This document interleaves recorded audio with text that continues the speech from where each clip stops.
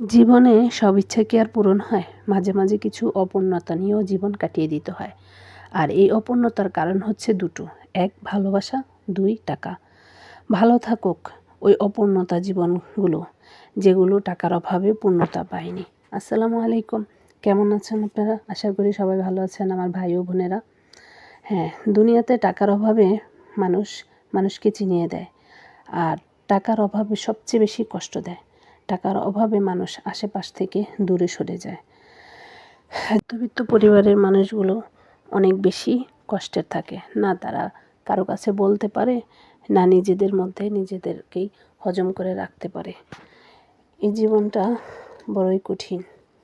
এই দুনিয়ার মানুষগুলো বড়ই আজব। টাকা থাকলে সবাই আপনার খোঁজ নেবে, সম্মান দিবে, সুন্দর করে কথাও বলবে। আর আপনার যখন টাকা থাকবে না, তখন আপনাকে চিনবেও না, আপনার কথা তারা ভুলে যাবে, সহজেই ভুলে যাবে। বর্তমান পরিস্থিতি এমন অবস্থা, যার কাছে টাকা আছে তার কাছে সব কিছু সম্ভব। আর যার কাছে টাকা নাই তাকে একটা পশুর সাথেও মূল্যায়ন করে না। এই হচ্ছে আমাদের সমাজ। আমাদের সমাজের লোকেরা এতটাই মূল্যায়ন করে টাকাওয়ালাদেরকে।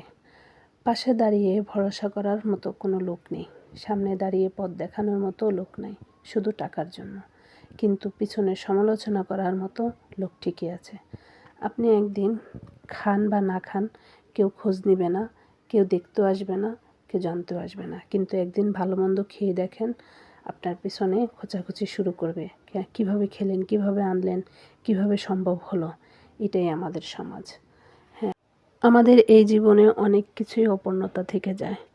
আর কিছু অপূর্ণতা একমাত্র টাকার জন্যই থেকে যায়। টাকার অভাব হলে ভালো কিছু করা যায় না, আবার টাকা থাকলেও যে ভালো কিছু করা যায় এমন না। কিন্তু টাকার অভাবে মানুষকে বেশি ধ্বংস করে দেয়। পূর্ণতা আর অপূর্ণতা যাই থাকুক না কেন, সবাই ভালো থাকুক, ভালোবাসা নিয়ে ভালো থাকুক। আর সবাই আমার জন্য দোয়া করবেন, আর আমি আপনাদের জন্য দোয়া করি।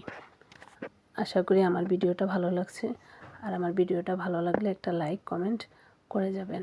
ভিডিওতে কথা হবে। আল্লাহ হাফেজ।